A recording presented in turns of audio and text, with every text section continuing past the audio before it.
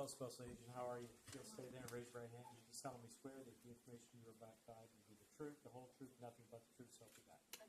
Thank you. Go ahead and take a seat in the witness stand. Make yourself comfortable. And would you spell your name for the reporter once you get seated? Yes. Thank you.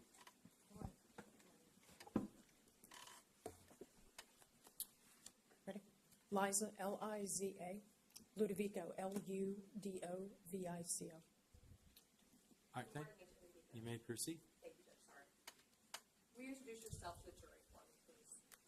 I'm Liza Ludovico. I'm a special agent with the FBI, currently assigned to the Norfolk Field Office, Norfolk, Virginia. And what is your current assignment, Agent? Currently, I am the polygraph examiner for the Norfolk Field Office, so I'm a federally certified and an FBI certified polygraph examiner, and also work cold case homicide on the side. And will you explain to the jury some of your education and your background? Sure. I am a registered nurse. I've been a registered nurse since 1992. Upon graduation from nursing school, went into the U.S. Army, received certification as emergency room certified nurse, and then went for specialized training in critical care, which rotated through all the different ICUs. The Army has a very extensive critical care nursing course that I went through, and then upon assignment completion, went to go work at the U.S. Army Burn Unit in the intensive care unit there for a number of years, and then also did flight nursing with the military helicopter and fixed wing. And how long have you been with the FBI? 2 weeks from now, it'll be 20 years. In 2003, were you with the FBI? Yes. And what was your duties at that point in time? I was a new agent assigned to the Violent Crime Squad in the St. Louis Field Office. Now, why does the FBI get involved in child abduction cases? We get involved because there is always the perception or the belief that it's possible that a child abduction may go across state lines, and the federal government has the ability to assist the locals in that endeavor, and if it does in fact cross state lines, then it may actually fall into a category of charges that the federal government can step in and do because of the interstate nexus. Okay. Did you get involved in the investigation into the disappearance of Christian Ferguson? I did.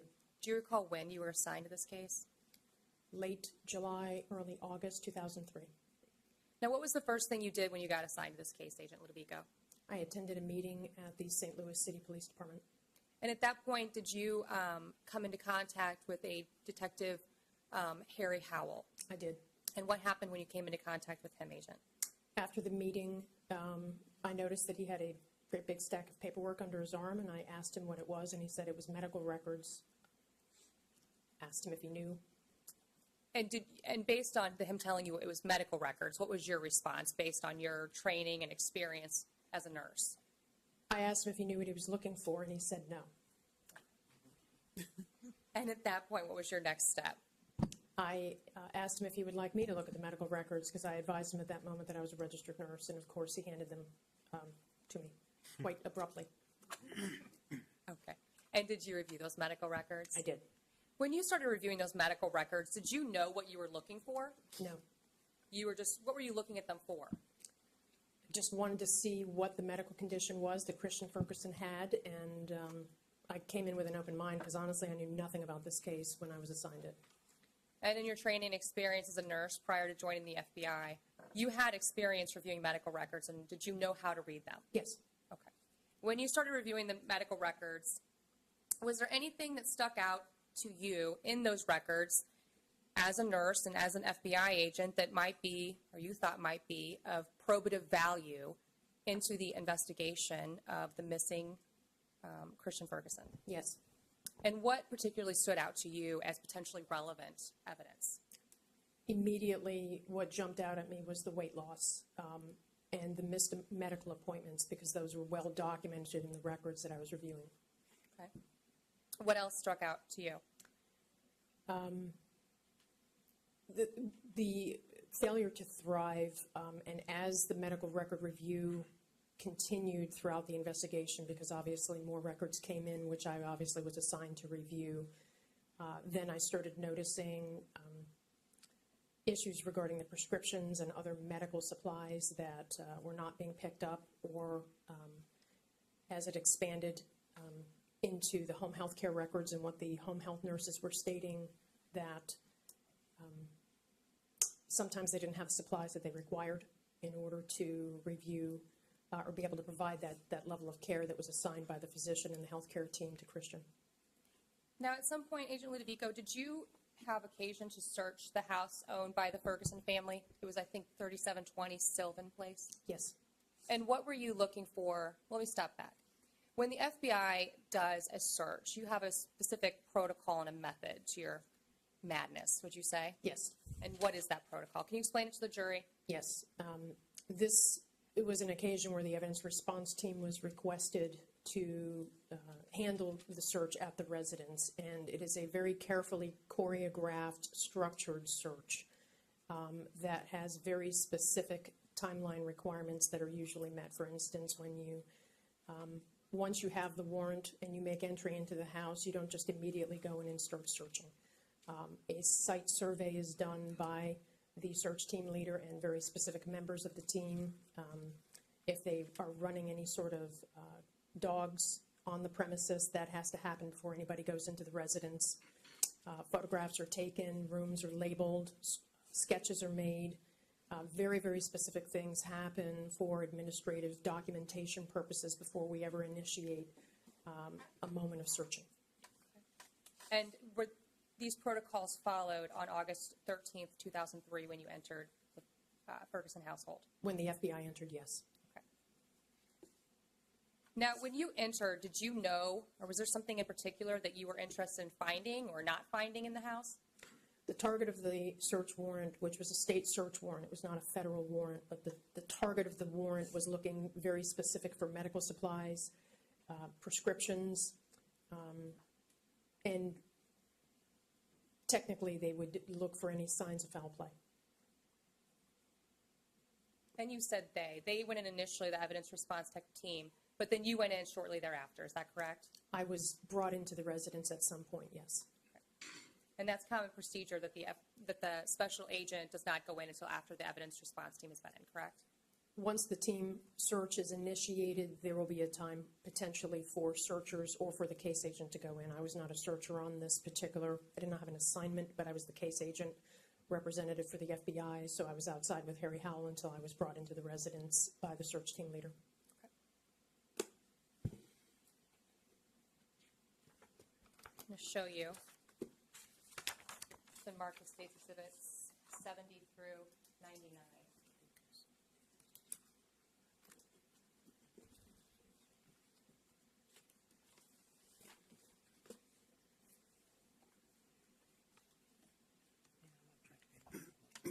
When you entered that house, what was the first thing that struck you or stood out to you?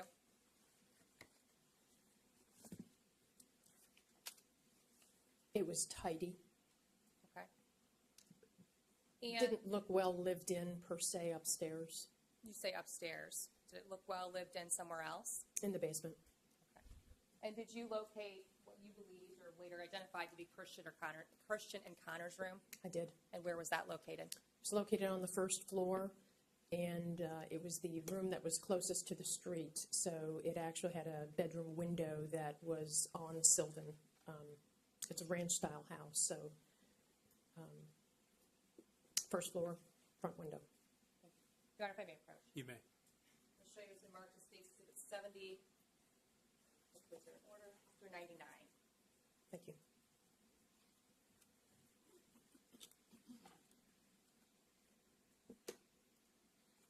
Do you recognize those? I do. Okay. And are those all pictures of the Sylvan residence at the Ferguson residence at 3720 Sylvan Place? It would appear they are, yes. And do those truly and accurately depict the house as you found it on that August 2003 date? Yes. Okay. Your Honor, I move to admit States Exhibits 70 through 99 into evidence. Any objection? Yes, Judge, we'll object because of the pretrial motions that were ruled on. All right, so your objection will be noted, overruled, consistent with my earlier ruling. So exhibits 70 through, States Exhibits 70 through 99 shall be admitted in evidence, and you may publish some of those photos. Thank you, Judge. And Judge, a continuing objection through the photos as well. Yes, the objection will run through the photos and any testimony regarding the photos. Thank you. Thanks.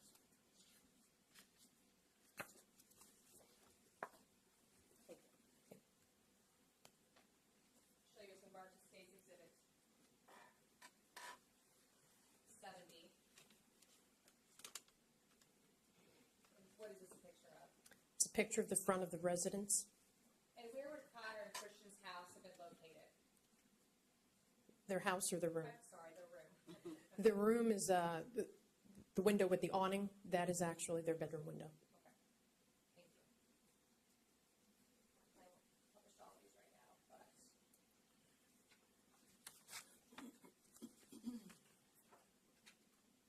You may publish all of them, but maybe some would be best, right? Yes, correct.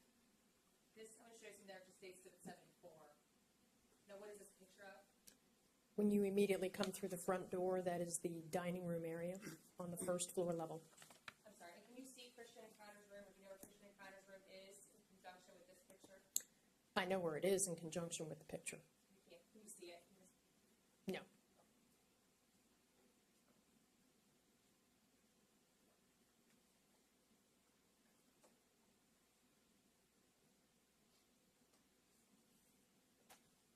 Show you what's been marked as State's Exhibit 81.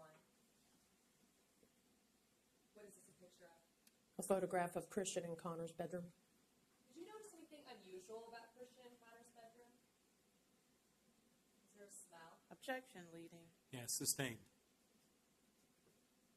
You may want to restate your question, please. Did you notice anything, did anything stand out to you with regards to Christian and Connor's bedroom when you entered? Yes. And what was that? The overwhelming smell of urine. Which one of these beds is Christian's, do you know? Yes. Which one was his, blue or the white? The blue one. In fact, right here, I think it says Christian. I can't see that from here, but I know which bed was his. It was the one that was closest to the door. Do you recall, was that where the smell was permeating from? I can't. It was just over. It was a aroma that was in the room. I'll show you some marked State's Exhibit 84. And what is this picture of, Agent Lodica? Another picture of the room after the search has been completed, and the bed that now appears to have bed springs is still Christian's bed, and Connor's bed is the bed that still has the athletic-looking mattress cover closest to the window.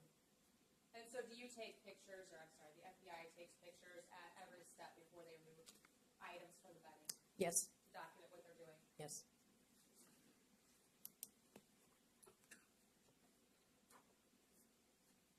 Show you what's been marked as State's Exhibit 87.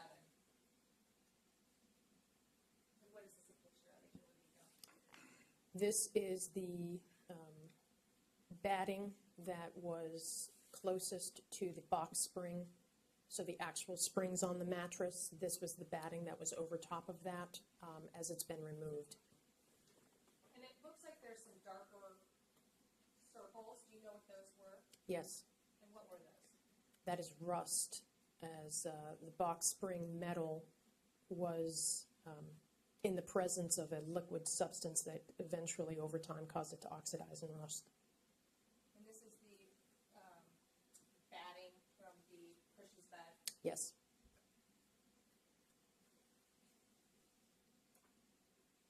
Show you what's been marked as State's Exhibit 88.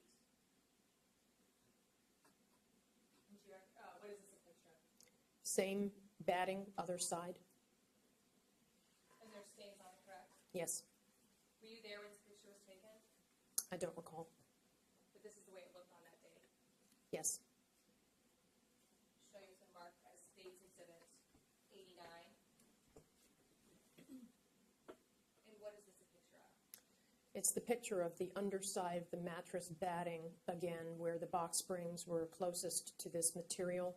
It is also depicting alternate light source being used to, by the evidence response team in order to determine if there was any biological material on that item.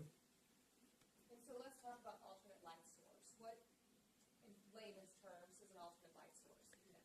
It's a piece of equipment that evidence response team members will use in order to look for evidence using light waves that is not visible to the naked eye, but when you use an alternate light source and the different settings, it can cause luminescence or things to brighten up and become very apparent if there is in fact biological material present. And does this show what you believe to be biological material? Yes.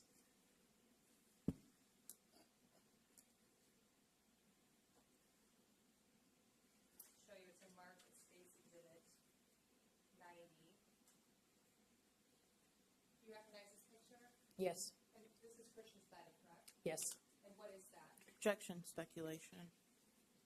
Overruled. You may answer. Aiden. Some emesis, which is a fancy nursing word for vomiting, we believe that to be vomit on the bed.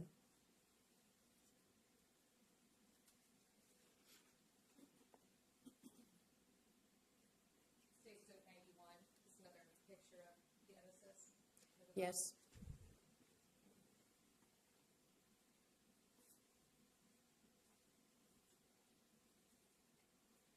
Shows and marks states at 93.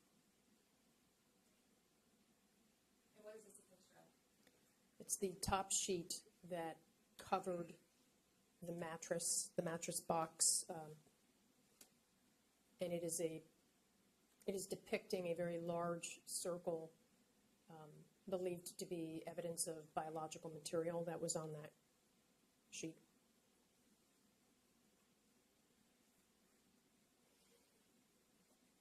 And shows and marks states at 94. And what is this a picture of? This is clothing that was identified as being worn by Christian Ferguson, top and bottom, sweatpants under alternate light source, depicting biological material, and it's resting upon the box spring of his bed after that was removed. So these were photographs likely taken by our evidence response team before the items were actually placed in a bag for transport back to evidence control room. So it's an overall photograph. And it looks like this was taken under the alternate light source, That is correct. and that the majority of the biological material is here in the seating area. That bright yellow is evidence of biological material on the top and the bottom.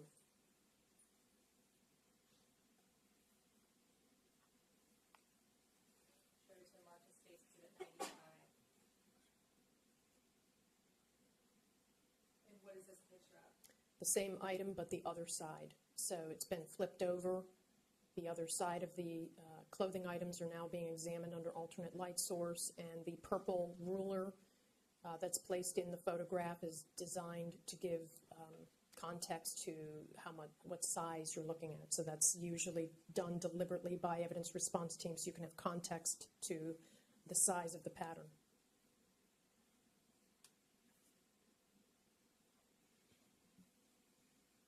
Shows and marks states at 97. And what is this a picture of? Agent Ludovico? After the box spring has been removed from the bed, those are the slats that are underneath. So all of the covering has now been removed and under alternate light source with a marker for size context that is biological material that is leaked onto the wooden slats that were underneath Christian Ferguson's bed.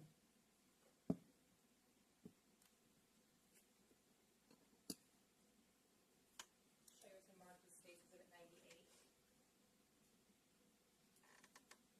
98. Again, alternate light source with a ruler for context, for size, alternate light source for biological material, pooling upon the bed slats underneath Christian Ferguson's bed. And finally, this is states at 99. Alternate light source with the pooling of biological material and a purple ruler seen on the carpet, again to give context for size and scope, underneath Christian Ferguson's bed. So bed slats are present as well as the carpet. And this shows biological matter. Yes.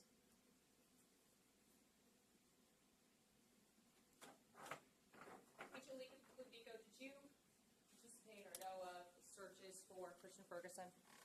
Yes.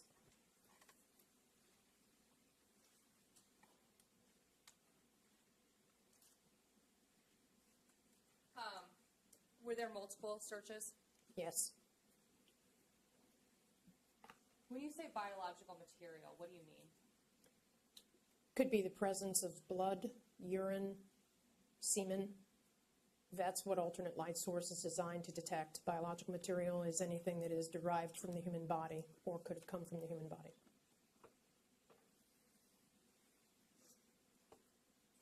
At some point, did you have occasion to do a trash collection or look through the trash at the Ferguson residence? Yes. And you call it a trash cover?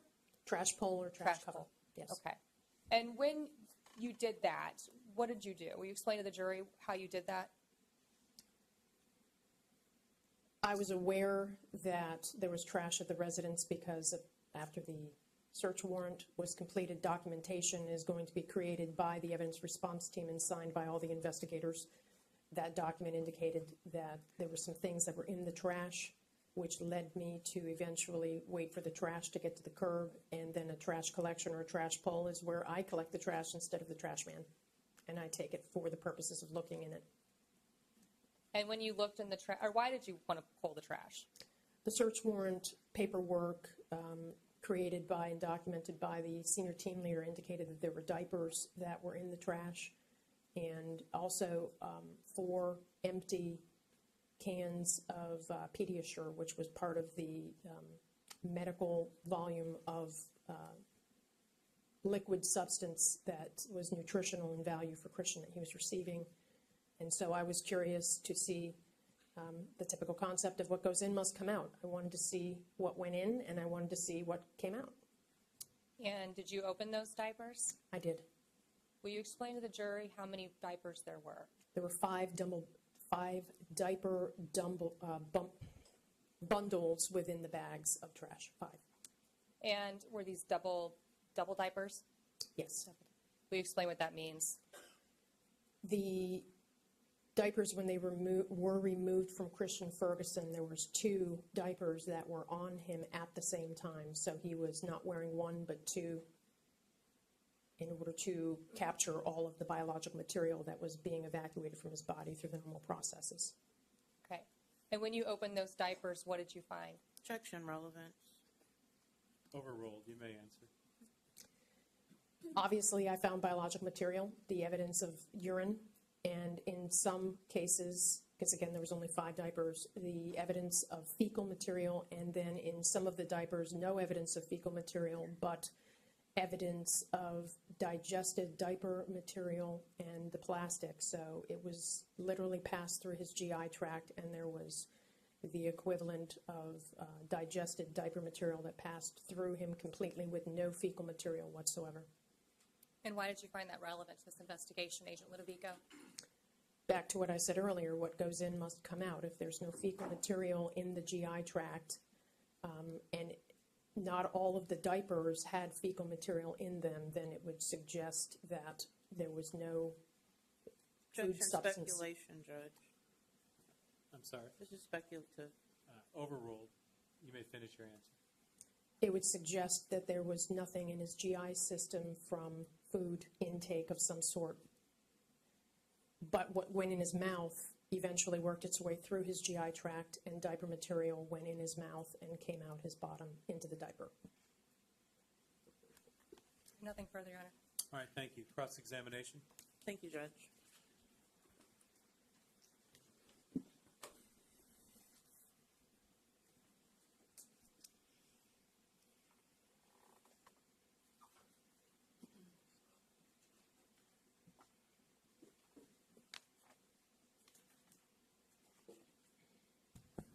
Good morning. Good morning. I want to talk about the search of the house, and that search was in August of 2003, correct? Yes. Okay. And by the time that the search was conducted, the Fergusons had moved out of that home, correct? We did not have evidence that anybody was residing currently actively in the residence. And you were there for the search when the items were seized from the home, correct? I was on the premises, yes. Okay. And items seized were medications and food, There were many items that were seized. but amongst those was medication and food? correct? Yes. Okay. And those items are now missing, correct? I'm not aware of where those items are. Okay, so you don't know where they are? I'm not aware that they're even missing. You don't know where they are? Yeah, that'll be sustained. Let's move along. One of the things that was seized was Pediasure? I'd have to look at the list to see specific, but I'm pretty confident that was one of the items that was taken. Okay, and that's formula? It is a supplementation that was provided. I wouldn't exactly call that formula. It is a dietary supplement in addition to the formula that he should have been receiving. And that can be purchased over the counter? Yes, And you seized 4 empty cans of Pediasure from the breakfast room in that search? the FBI seized it, yes. Okay. And there was a medicine can of, well, L-arginine in the breakfast room? According to the warrant paperwork, yes. Okay. I want to talk a little bit about the call from the payphone on the morning of Christian's disappearance. You yourself did not investigate whether Dawan called the hospital from the payphone, correct? Correct. And you yourself did not attempt to get records from that payphone, correct? Correct. And you yourself did not attempt to get records from the hospital for the call? The No. call went to the hospital? Correct. Now, in the course of your investigation, you did interview quite a few people. That's fair to say? Yes, ma'am. And you did not record the interviews with those witnesses due to the FBI policy, my understanding. Correct. But you did do detailed memos, or I think you call it 302s, Yes. with the contents of those interviews. Yes, ma'am. And you typed those up close in time to after you spoke with that witness. Yes. And you also took copious notes before actually typing up the 302. Yes. And those reports are approved by a supervisor? Yes. Now, in the course of that investigation, I believe that you met Christian's mother, Theta, who's now Theta Person? Yes. Okay. And she gave you recordings of conversations that she had with then Connor. Is that correct? Yes. And it's conversations where they talk many times about leading up to Christian's disappearance. Is that correct? Yes. And you listened to those recordings Back then, back yes. then? Yes. Yes. Because they were transcribed. Yes. And it was more than one audio recording. I think there are several, maybe 3 or 4 recordings. Your Honor, may we, it's relevance? Why don't you all approach?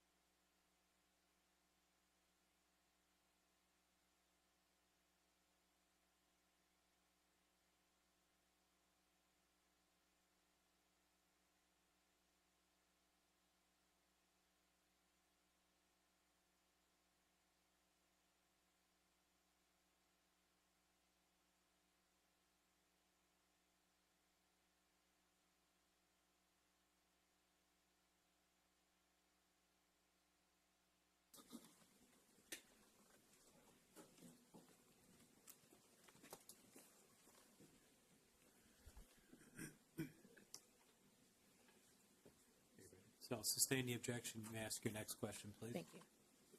And Agent Ludovico, in your investigation, you did interview then Connor Ferguson, correct? Yes. And I believe that interview it wasn't until November 1st of 2003. I'd have to take your word for that of the paperwork in front of me. With looking at the report, or the 302, refresh your recollection. Absolutely. Thank you. May I approach? You may.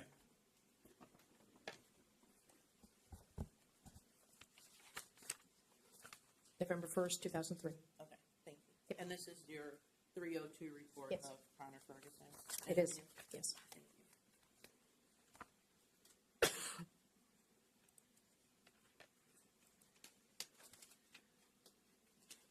Agent Ludovico, in the course of your investigation, you interviewed Christian's aunt, Sharon Williams, correct? I believe so, yes. Okay. And when you spoke with Sharon Williams, you talked with her about a conversation she had with Dawan Ferguson in May of 2003? Okay. Okay. Looking at the report, Yes, ma'am. refresh your recollection. I apologize, you're asking about something that happened over 19 years ago. Yes.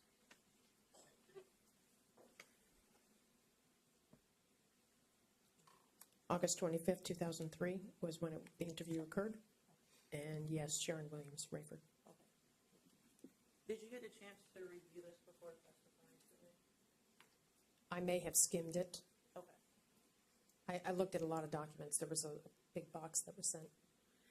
And like as I stated in the interview with Sharon Williams, she spoke with you about a conversation she had with Mr. Ferguson in May of 2003, correct? I believe so, yes. Okay. And in that conversation, she never told you that Dawan said that Theta would get the kids over his dead body, correct? I would have to see the specifics of what was said. Yes, ma'am. I'm looking for that direct quote. Yeah.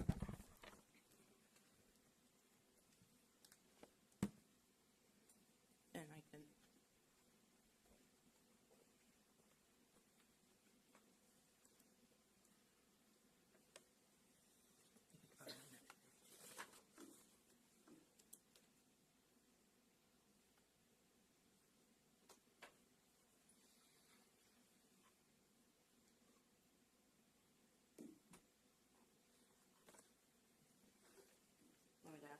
Please. In the conversation you had with Ms. Williams in regards to a conversation she had with Mr. Ferguson in May of 2003, she never told you that Dawan said Theta would get the children over his dead body, correct? That is not a quote in the 302, so correct.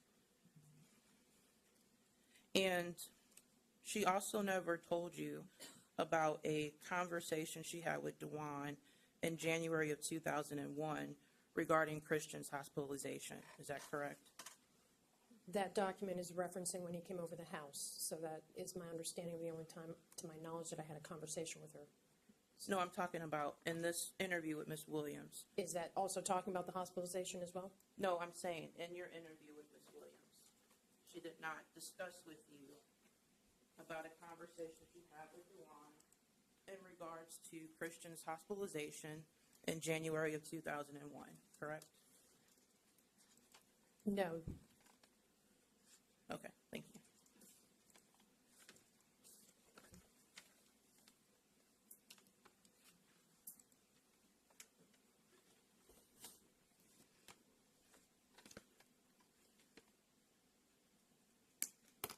Nothing further. Thank you. Redirect. Yes, sir.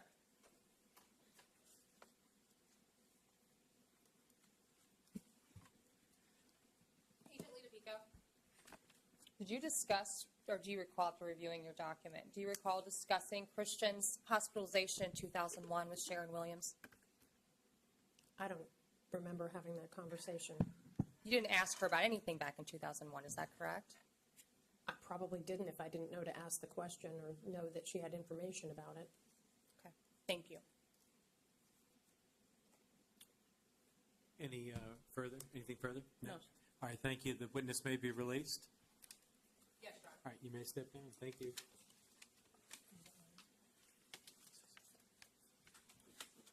All right, the state may call its next witness, please.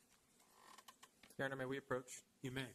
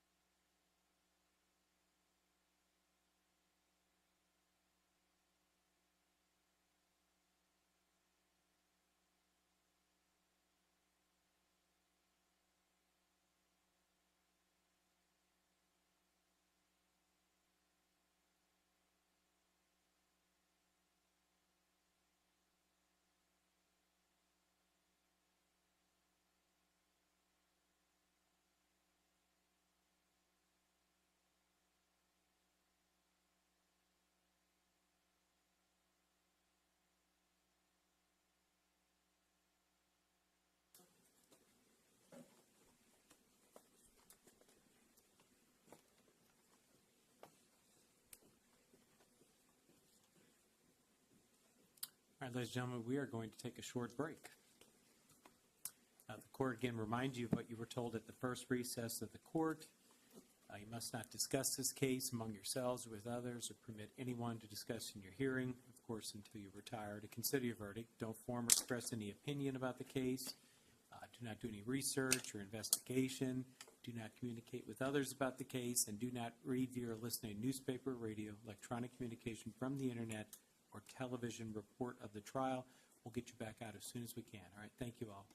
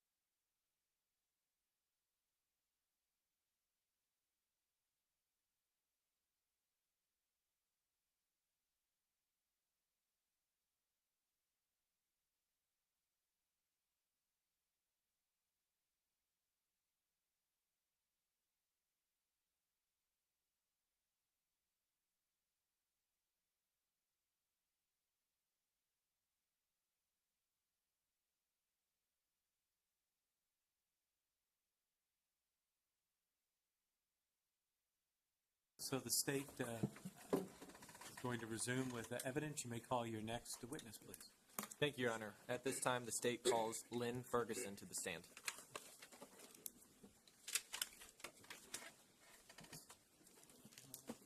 Good morning. Welcome.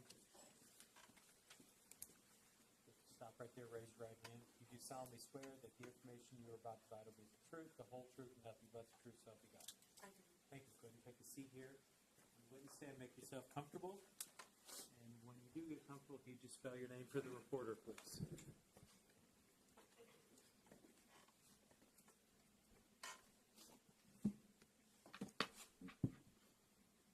The chair doesn't go up any higher.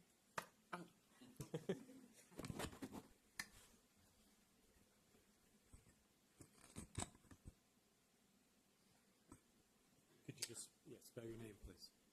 Lynn Ferguson, LINFERGUSON. All right, and you might want to move the microphone back a little bit. There you go. Thank you. All right, you may proceed when you are ready. Thank you, Your Honor. Good morning. Can you please introduce yourself to the jury? Hello, my name is Lynn Ferguson. Christian Ferguson's my brother, my older brother. Lynn, I want to direct your attention back to the years of 2001, 2002, and 2003, okay? Okay. Specifically, I want to talk to you about interactions you had with Christian during that time. Okay,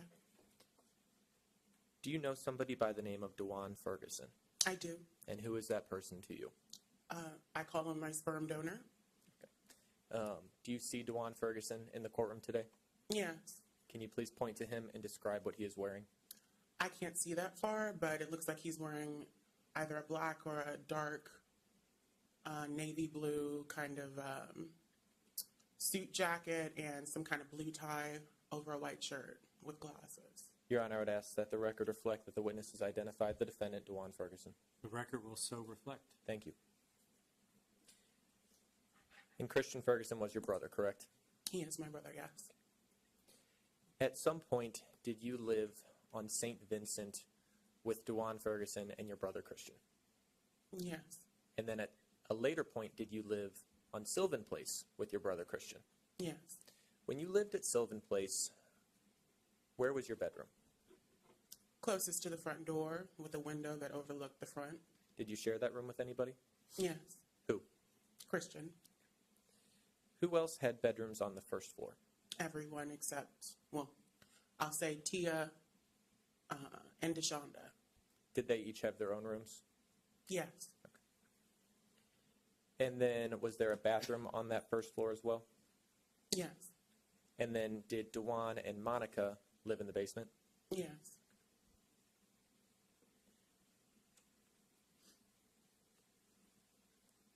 What year were you born?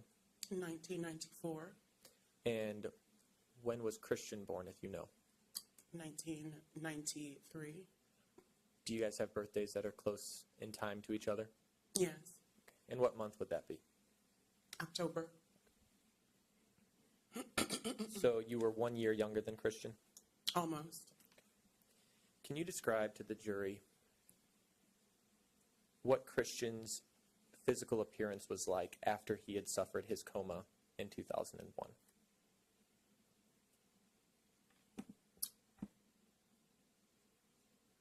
For most of my memory, he was very, very thin, extremely, to the point at which you could see the notches in his spine.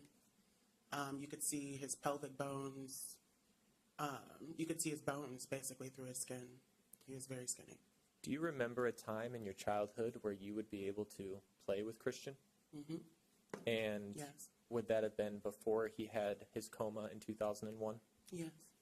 And describe what you and Christian would do or how you would play. We watch Pinky and the Brain.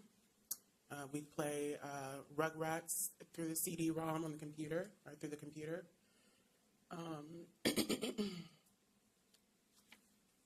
Things like that. Could Christian walk and move around? Yeah, he's more active than me. But all of that changed after January of 2001, correct? I don't recall the date. I was so young. Do you remember when Christian was in the hospital for a long period of time? I do remember that happening. Do you remember how long he was in the hospital? No. Would you describe it as a short amount of time or a long amount of time? A long Weeks, amount of time. months? To a child, I guess it would seem as though it was months.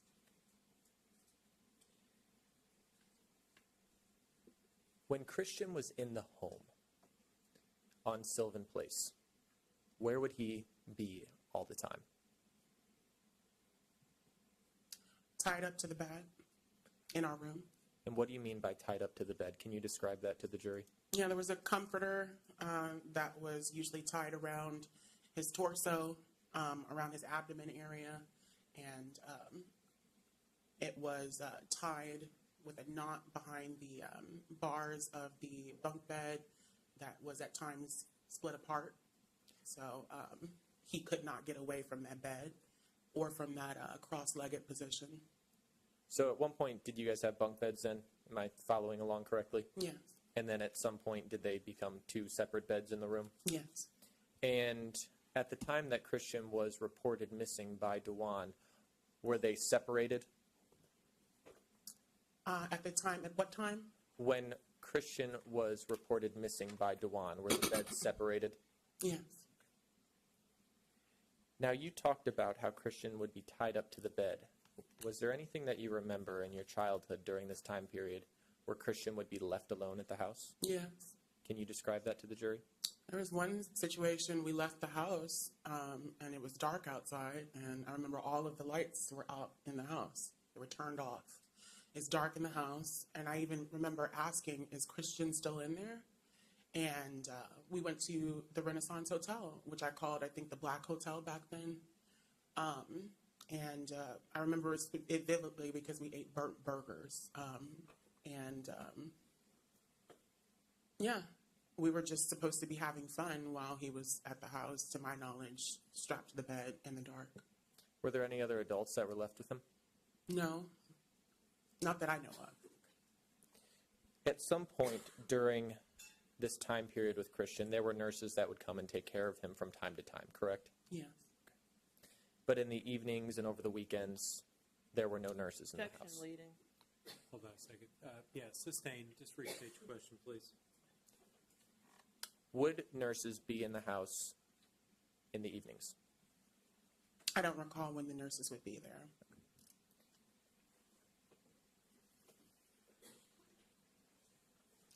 Would you have to feed Christian at times?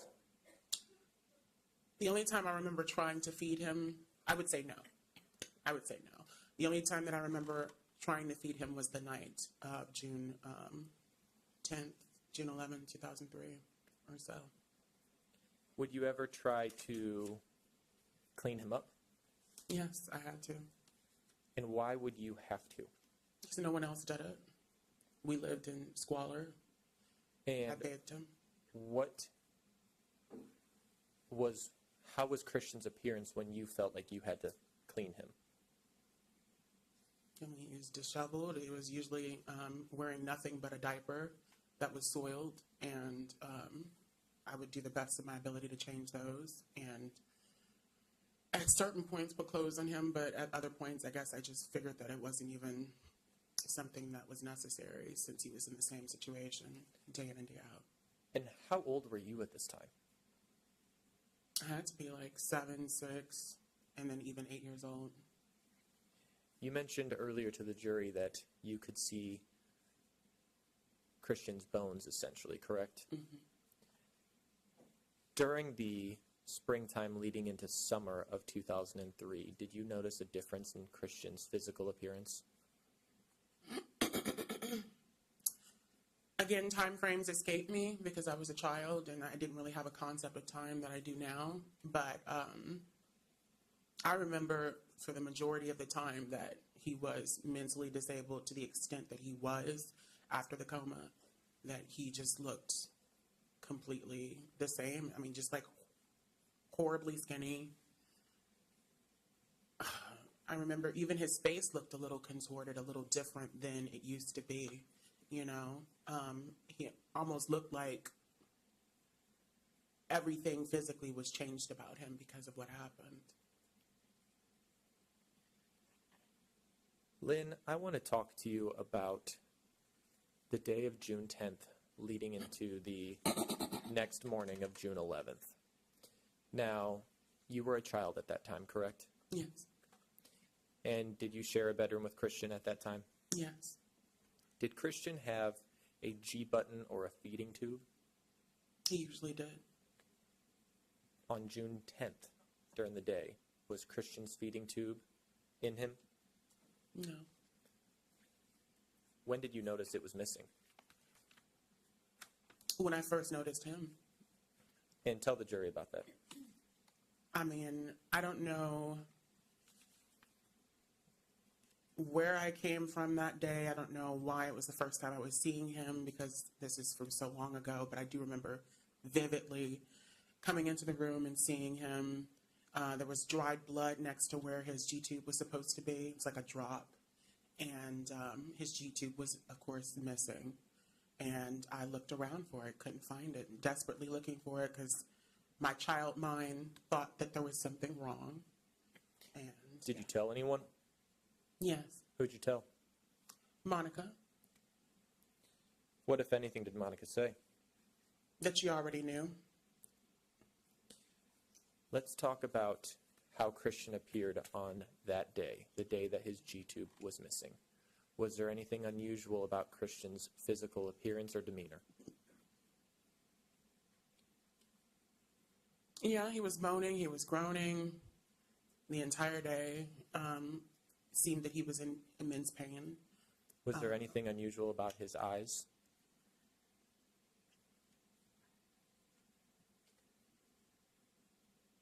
Honestly, don't recall.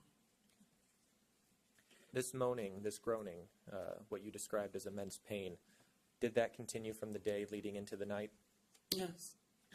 And in the middle of the night, were you in the same bedroom as Christian Ferguson? Yes. Did anyone come into your room that night? Yes. Can you please tell the jury about that? Dawan came in with Monica, took Christian into the other room, which was known as the TV room. And you could only see a sliver of that from my room. I don't think they knew that I was awake. And seemed that a struggle ensued. I heard, Now, you could not see into the room, correct? yes, that's correct. So can you describe what you heard that makes you think that it was some sort of a struggle? Well, his moaning and groaning got more intense, it seemed. And then all of a sudden it stopped after some kind of struggle. I don't know what those noises were exactly, but it seemed like a struggle of some kind. And then it just stopped. And then what happened after the moaning stopped? I feel like I heard a whimper from Monica. And then later on, I don't know how much later, he was brought back into the room. Monica, I remember, was standing in the doorway, kind of crying, looking at him. And he didn't seem like he was doing it. He clearly wasn't doing anything he was doing before. If I look back on that memory, it seems that he was gone at that point, no longer living. But because I couldn't hear him breathing, I couldn't see him moving. He wasn't moaning and groaning anymore. But as a child, I don't think I really understood that. At any point after Dawan put Christian back in that bed, did anyone enter the room again that night? Yes. Who? I know Dawan came in and took Christian and a comforter and took Christian out to the car. Was it dark outside? It was still dark. Did you ever see your brother Christian again after that? No. Nothing further. Thank you. Cross-examination? Thank you, Judge. Can I just do this real quick? You may, yes.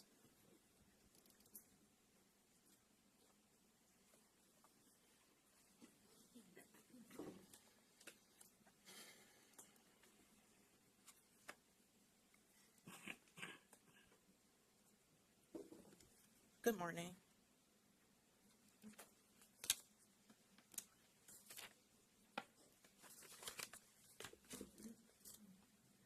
So, Lynn, the last time you actually spoke with Dawan, you were about 11 or 12. Is that right? I believe so. Okay. And you have no relationship with Dawan. That's correct.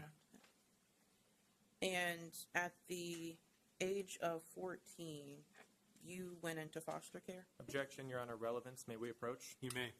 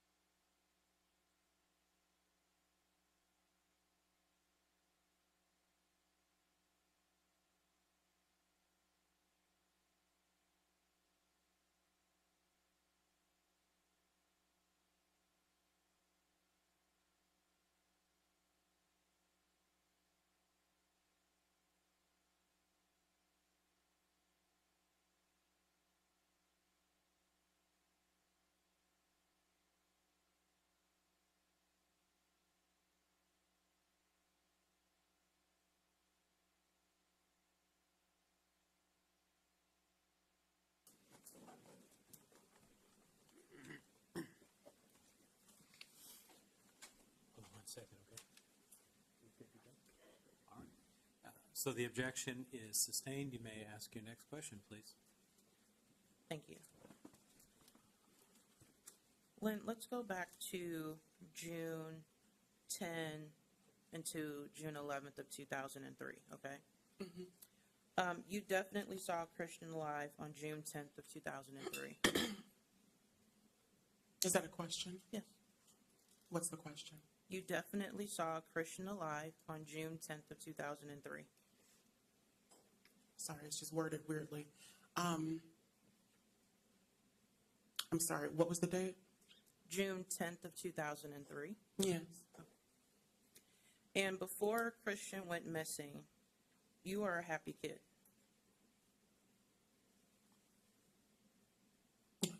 Definitely not. No? Okay. So your testimony here today is that you were not a happy kid before Christian went missing? Yes, that would be my testimony. After Christian had his coma in 2001, there were home health care workers in the house Monday through Friday. So it keeps sounding like you're stating something to me. Could you ask that again? After the coma in 2001, Christian's coma, there were home health care workers in the house Monday through Friday. I don't know anything about that. Okay. So your testimony here today is that you don't know if you had home health care workers in the house? At that specific time period that you're stating, no, I don't know anything about that. But you lived with Christian, correct? Yes. And The home health care workers would give Christian food and medicine. Your Honor, I'm going to object to speculation at this point. She's already made it clear she doesn't know anything about the nurses. Asking her a series of questions about what they did would then just be speculation. Yeah, I'll sustain the objection. Okay. Dawan would give Christian his food and medicine, correct? I never saw it that I can recall. So your testimony here today is that you never saw your father give Christian food and medication. I don't recall. You don't recall, okay? When your dad was home from work at night, he would give Christian food and medication. I don't recall that happening, to my knowledge, no. So you're saying you did not see your father give Christian food and medication? Your Honor, No, I'm I gonna- rarely Hold saw on a him. sec. Hold on, ma'am. Asked and answered. Yeah, the objection is sustained. I think the jury has heard the question, heard the responses. Let's move to the next topic, please. Christian would eat by his mouth, and he also ate by his G button, correct?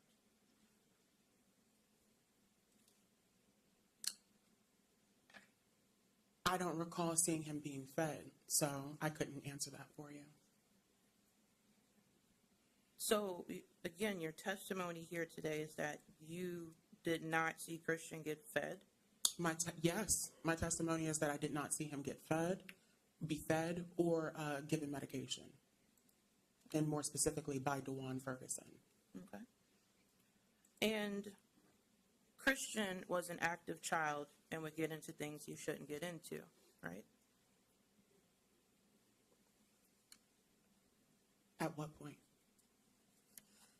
At the house with you. When No, you I'm saying at what time period? Because, I mean, he was active before the coma, but after that, no, he wasn't. Okay, so you're saying after the coma, your testimony is he was not an active kid that would get into things? My testimony is that he was not active after the coma. Okay. And Christian would sometimes pull his G button out. I've never seen that. Okay, so your testimony again here today is that you've never seen Christian pull his G button out. That is my testimony. And your brother Christian had pica, where he would put items in his mouth that weren't food, correct? He did put things in his mouth that were not food after the coma. Okay. For example, he would pull off his diapers and eat his diapers. I do believe so. He also, I do believe so. Okay. Now, in July of 2018, you went to the police with a new statement, correct? A new statement? You went to the police and gave a statement. I did go to the police. Okay. And this is a different statement that you've never told anyone else before. How so? Well, your statement here today is that your brother was in another room. You heard struggling and moaning and then a whimper, correct? Yes. And that's the statement that you told the police in July of 2018. It sounds to be so. Okay. And you talked to the police multiple times in 2003, correct? I don't recall. So, in June 11th of 2003, you told the police that Dawan came into the room, picked up Christian, put him in a blanket, and took him out to the car. I don't recall. You didn't tell them anything about him taking into another room and doing something to him. I don't recall. In November of 2003, you talked to a special agent named Liza Ludovico. And you told her that Dawan came into the room, picked up Christian, put him in a blanket, and took him out into the car. You didn't tell her anything about taking him into another room and doing something to him. I don't even know who that is, so I couldn't say that I recall. You would agree that those statements are different than the one that you gave the police in July of 2018. I wouldn't actually. It seems that they're exactly the same, save for additional information that you're claiming was not present in previous statements. So it sounds the same to me. Now, back in 2018, the police didn't call you to get a statement. It was your idea to go to them. I'm going to object. Are there questions here? These are I'm wondering the same. Hold on a second, hold on. So, Ms. Steele, you seem to be reading from something, and they're not really formed as questions. So why don't you ask the witness questions? So I'll sustain the objection, rephrase your question, and make it a question, okay? In 2018, the police did not call you to get a statement from them, correct?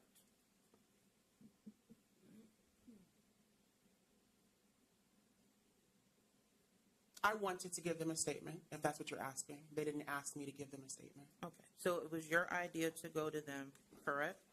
Yes. And you said you did that because something clicked, correct? When did I say that? When you talked to the police in July of 2018? Can I see something that reads that? Before you went to the police in July of 2018, you told your mom that you were going to go give a statement to the police, correct? Could you reword the question? And is this, are we leaving the last question about something clicking? Yes, I moved to another question. Okay, so can you restate that one? When you went to the police in July of 2018, you told your mother you were going down to do a statement, correct?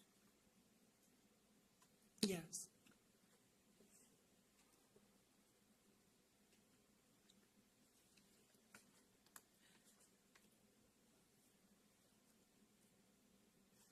Now, in 2004, you were interviewed by a lady named Martha Finnegan for a Children's Advocacy Center interview. I don't recall. You don't recall that? Okay. And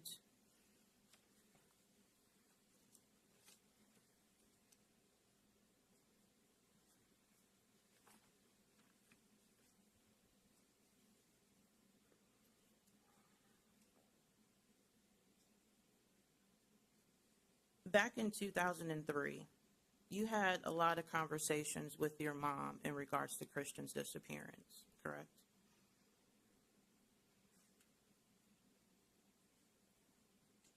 Yes, I'm sure we did.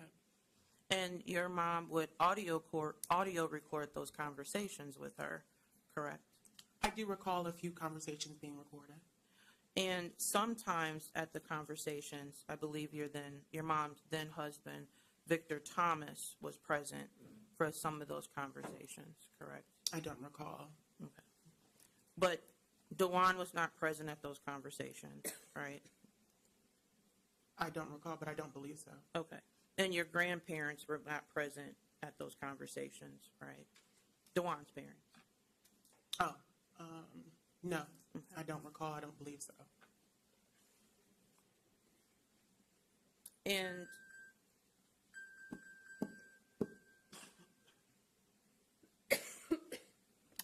Tim, is somebody's phone going off? Or? Okay. You may continue. thank you. In those conversations with your mom that was audio recorded, your mom would often ask you if you could see Christian's bones, correct? I don't recall that. I do recall divulging that information, though. And as I stated, yourself and your mom had several conversations in 2003 over a span of months, correct? Time would have escaped me as a child, so I can't say I recall the time period.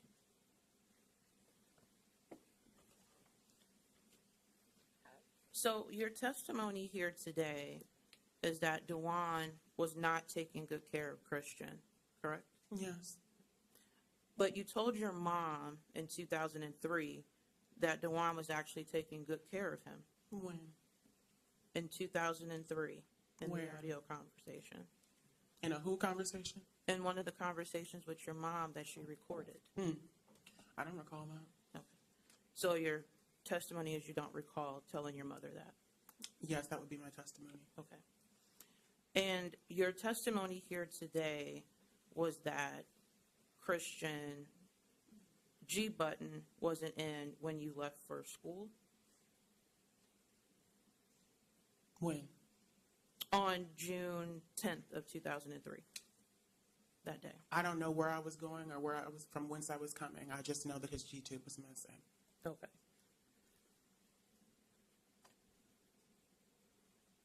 Your testimony here today is also that Dawan used to tie Christian up to the bed, correct? Yes. Well, you told your mom in 2003 that they actually don't tie him up to a bed, correct? And where is that? In the audio conversation with your mother. Again, I don't recall that being the case. Today, your testimony here was that Christian never had clothes on, correct? I didn't say that. He never had clothes on. Okay.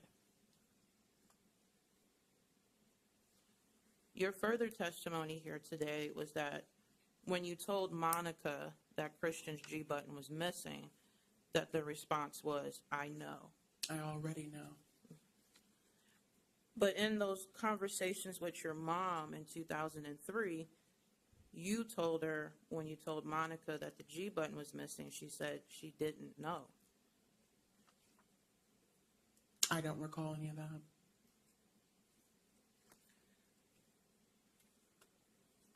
Your testimony here today also is that Dawan and Monica did not give Christian food and medicine, correct? Can you restate that? Yes. Your testimony here today has been that Dawan and Monica did not give Christian food and medicine, correct? No, my testimony is that I did not see You did. them give him medicine or food. And I actually did not say anything about Monica in that regard, but I'll go ahead and include that as well. Okay.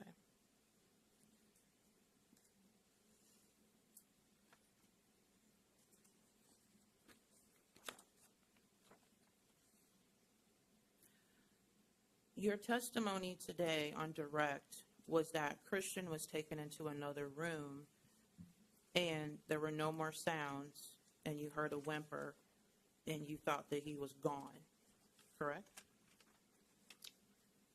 If you can consolidate it into that kind of a statement, I mean, yeah, I mean, those things happened. But you told your mom in 2003 that they took him into another room, brought him back, and he was still moaning in his sleep. I thought you said earlier that my testimony had no inclusion of that other room. I don't. I recall.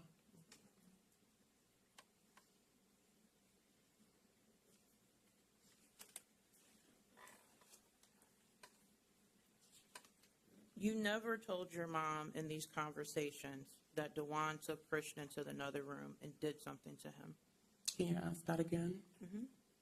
You never told your mom in these conversations that Dawan took Christian into the next room and did something to him. That would seem to be false, what you're saying. So you're saying you did tell your mom that? Yeah, I told my mother that something happened to Christian. You told your mom that he was taken into another room and killed? Well, I didn't even say that to you, so I don't know where you're getting that from. You're saying you told your mom that Dawan took Christian into another room and did something to him that involved struggling and moaning noises? Okay.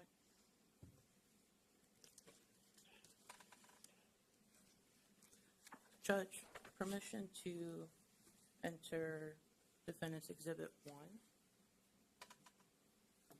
I think you all need to approach.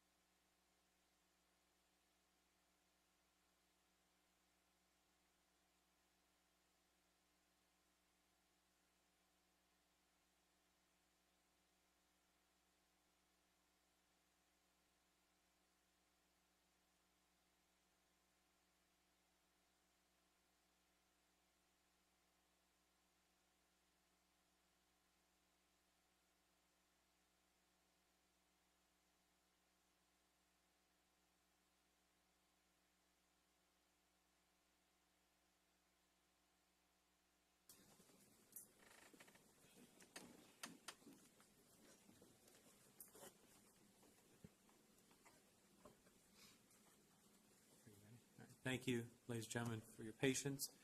You may proceed as we've discussed on the side here. Thank you, Judge. One moment.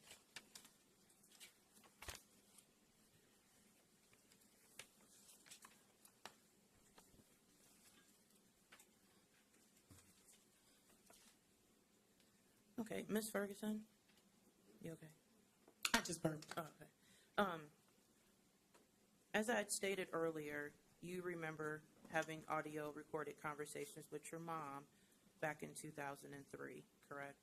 I do remember audio recorded conversation. With your mom? Uh-huh. Okay. And I have a transcript recording of one of the conversations that you had with your mother. Mhm. May I approach the witness? Yes, and you mean a transcript of the recording? Of the correct? recording, yes. Yeah, you may approach and show, give a copy of the transcript to the witness, please.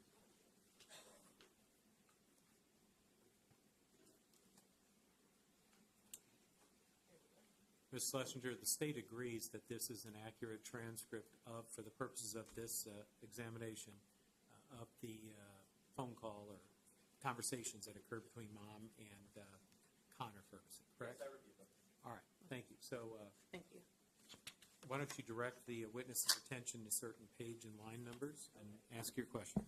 So the pages are front and back. If you could go to page 3.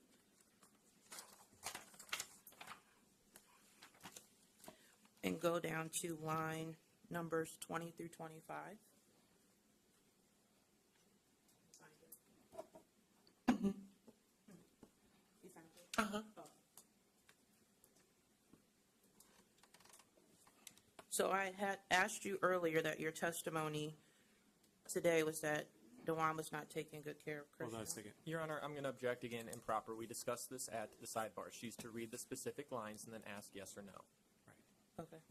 You've already asked the question, so go ahead now and ask the witness if this is, if you read this accurately. So, ma'am, if you'll, the counsel's going to read from the transcript. If you would read along, and she's going to ask you to confirm or deny whether she read it accurately at the end, okay? Yes, Your Honor.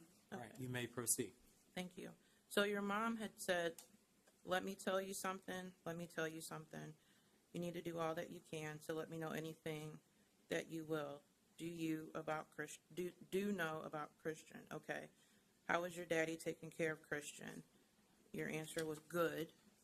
And then on the next page, your mom said he was. I mean, well, then why did you tell me about? And then you said, better than before. And then she said, oh, better than before? Okay. And your answer was real good. And, Is that- ma'am, did counsel read that correctly? Yes. All right, thank you. I also want to draw your attention to page 15.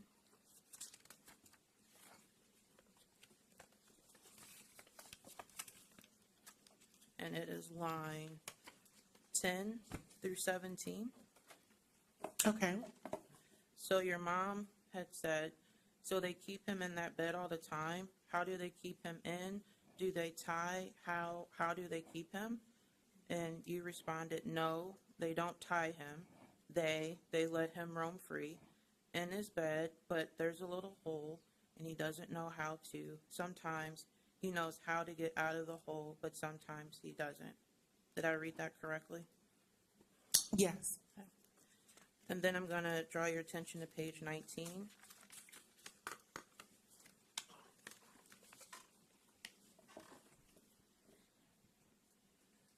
And it is lines 17 through 18. Oh, I'm sorry, 15. Down. Your mom asked, did you tell anybody the G button was out? And you responded, I told Monica, and she said that she didn't know, and then it ends with mom, she. Did I read that correctly? That's a weird way to end it. Yes. All right, you can go ahead and take the transcript back.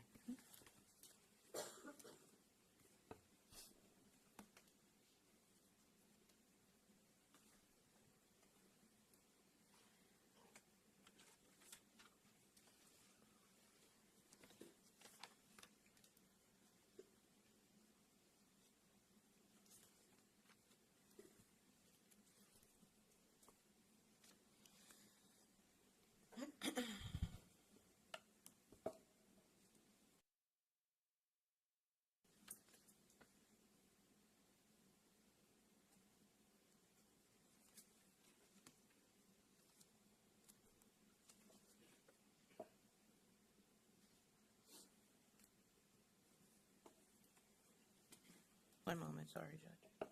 It's fine.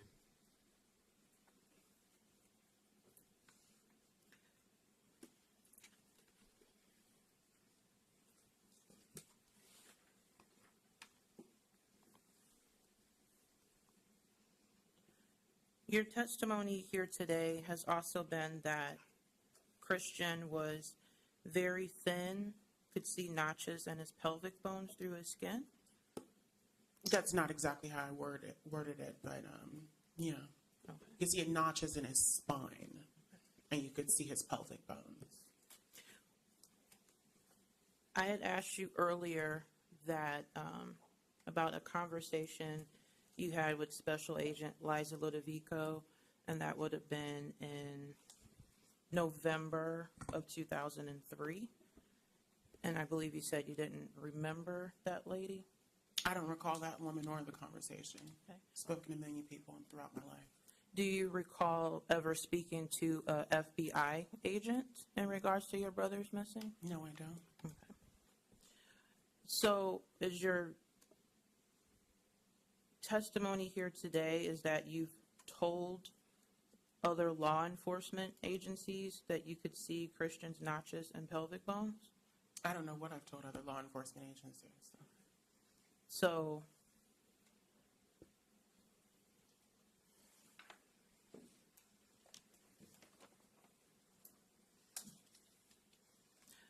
your testimony here today also is that you were left home alone. When did I say that? Or that, I'm sorry, Christian was left home alone. Yes. You never told your mom that in the recordings in 2003. Again, I'm going to object. This is improper impeachment. She's asking about things that don't exist. Therefore, this witness can't properly be impeached. Judge, The prior statement. It is impeachment. This is testimony that she gave here today. It is not impeachment. There's been nothing in evidence where that demonstrates this witness did not tell mother something. Yeah, because I told her Not- plenty of things. Hold on a second. You did not establish that, okay? So we have the answer. If you have something later which contradicts that answer, then we'll talk about it then. But the witness has answered the question, so we'll just proceed. So the objection sustained.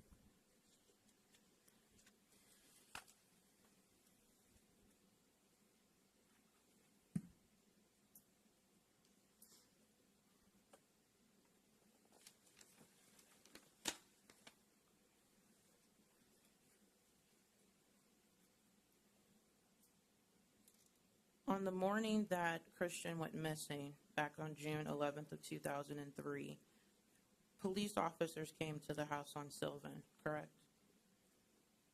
I believe so. I know there were a lot of people there. Okay. And you spoke with the police officers that morning, I spoke with the people in my living room or in the TV room. okay, which were police officers. I mean, as a child, I didn't know who they were.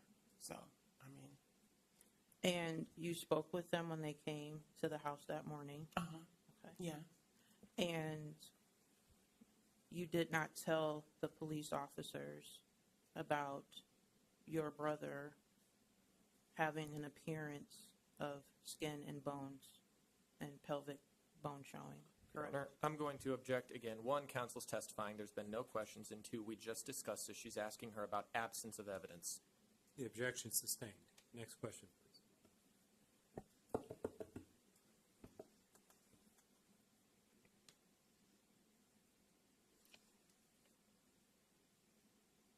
When you spoke with the officers at the house that morning, you did not tell them, well, I'll rephrase it. Did you tell officers that morning that you heard a struggle in the other room and then you heard nothing else? I don't recall what I told officers, as I've stated before.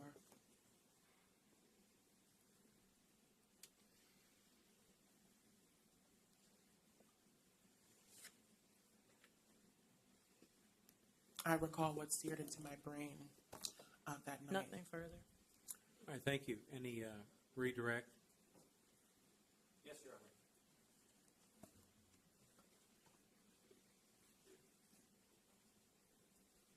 Ms. Ferguson, You were approximately 8 to 9 years old when all of those conversations defense counsel just asked you about took place. Yes, I was. Do you remember every conversation you had with every person about your brother Christian during those years? I certainly don't. Did you talk to lots of people about what happened? I almost feel like lots is an understatement. Ms. Steele just showed you a couple clips from an audio recording with you and your mother, and you read those and acknowledged those statements. Very briefly, was there a reason why you would tell your mother that Christian was being cared for and fed by his father at that time? Yeah, the same reason that I told DFS on many occasions what he wanted me to tell them, because I was being abused. Nothing further. Thank you. Any, you may.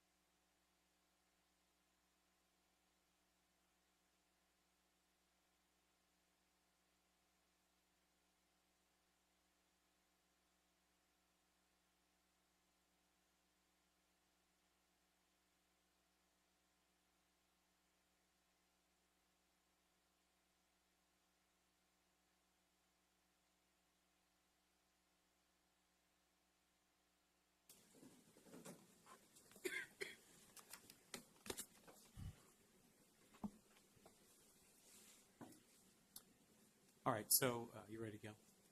So it's my understanding you did have one more question to ask. And yes, it is a clarifying question.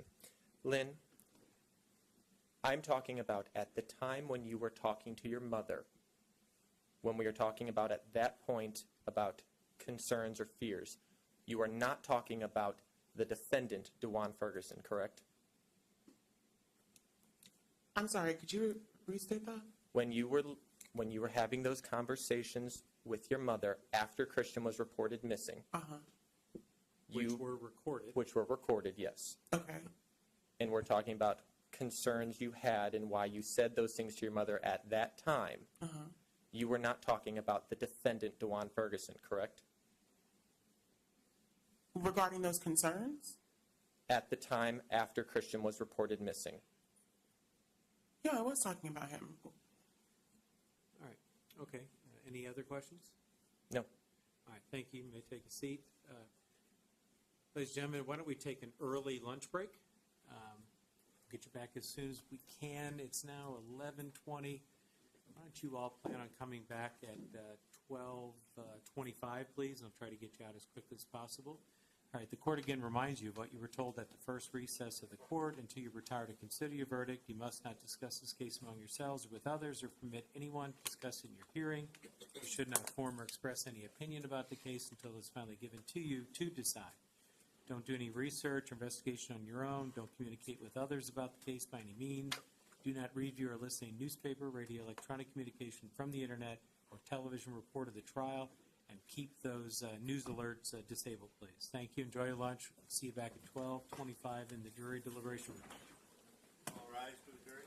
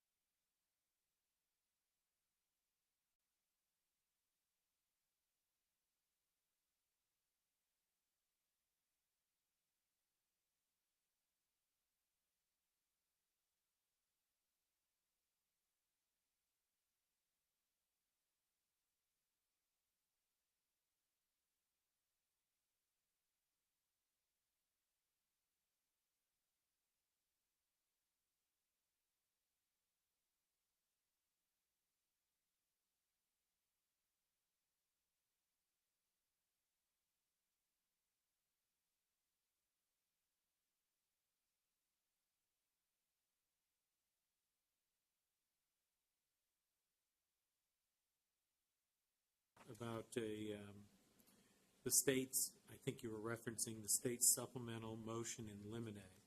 And do you have that in front of you or available? Number 3 in particular, I think might be what you were talking about, or would that? All right, well, number 3, it said the state requests, I'm going to paraphrase, that defendant be precluded from introducing into evidence any mention or reference to allegations of abuse made by individuals involved in this case that do not deal directly with the defendant.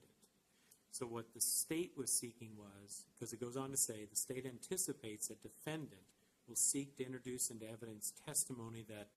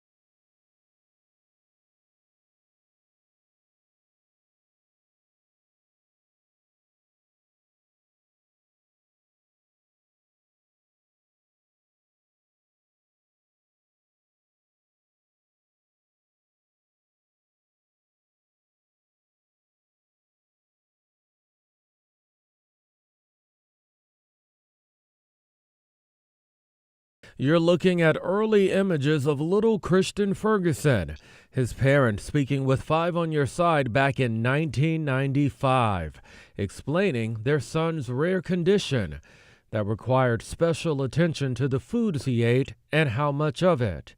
This is 7 years before little Christian disappeared. Flash forward to June 2022. I don't know where my child is. The boy's father is standing trial for murder, although Christian's body hasn't been found. In day 2 of the trial, an investigating officer telling the court there was something strange about the father's claim. Said my past experience, people that steal a car want a ride. They don't want a kidnapping charge. When Christian disappeared in 2003, he couldn't walk or talk due to his deteriorating condition. He did express that it was becoming more and more difficult to care for Christian. He didn't know how he was going to continue to do that, and that it was getting financially more of a burden to him. Tuesday's testimony coming a day after a nurse told the court she would often show up to the home to find the 9-year-old in bad shape. He would be dirty, smelly. Always happy to see me, though. Urine used to even be in his shoes. Would there be urine in his bed as well? Yes. But sometimes no sheets even on the bed. The defense working to convince the jury Ferguson was a loving father who did all he could to care for his son.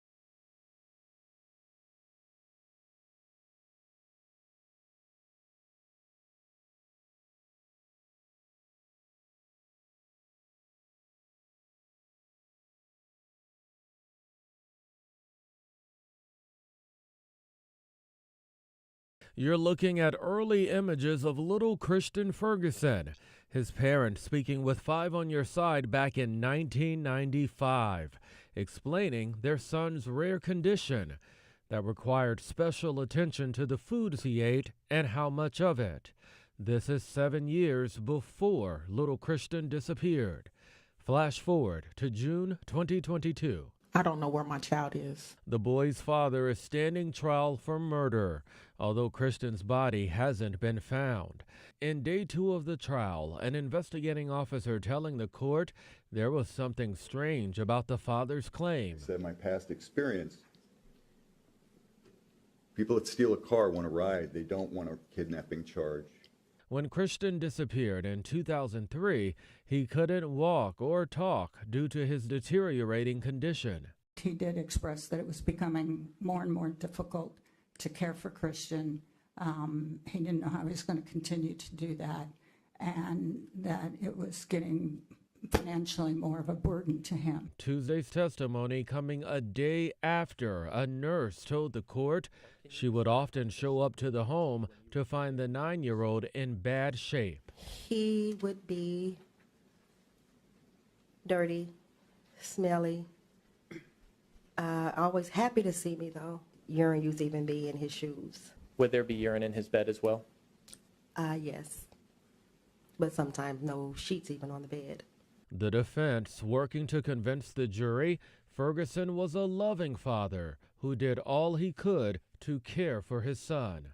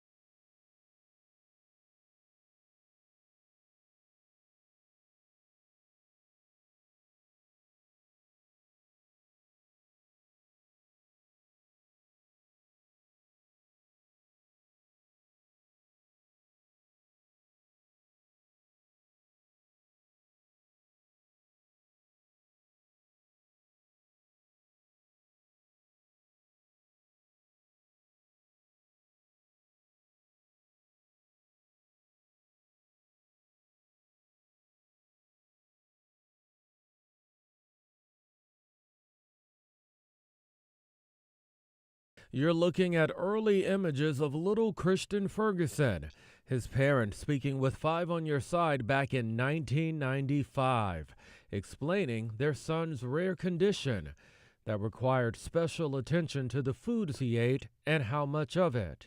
This is 7 years before little Christian disappeared. Flash forward to June 2022. I don't know where my child is. The boy's father is standing trial for murder, although Christian's body hasn't been found. In day 2 of the trial, an investigating officer telling the court there was something strange about the father's claim. I said my past experience, people that steal a car want a ride. They don't want a kidnapping charge. When Christian disappeared in 2003, he couldn't walk or talk due to his deteriorating condition. He did express that it was becoming more and more difficult to care for Christian. He didn't know how he was going to continue to do that, and that it was getting financially more of a burden to him. Tuesday's testimony coming a day after a nurse told the court she would often show up to the home to find the 9-year-old in bad shape. He would be dirty, smelly. Always happy to see me, though. Urine used to even be in his shoes. Would there be urine in his bed as well? Yes. But sometimes no sheets even on the bed. The defense working to convince the jury Ferguson was a loving father who did all he could to care for his son.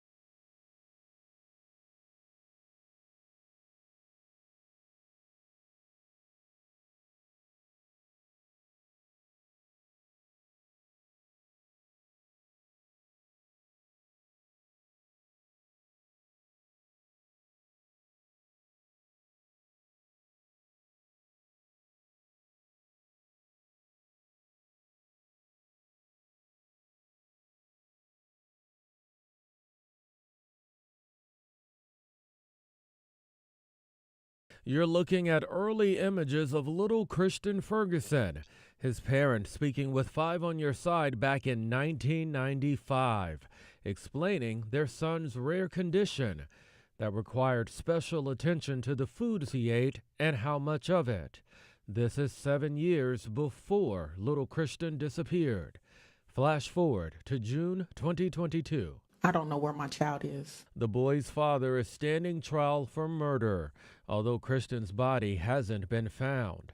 In day 2 of the trial, an investigating officer telling the court there was something strange about the father's claim. Said my past.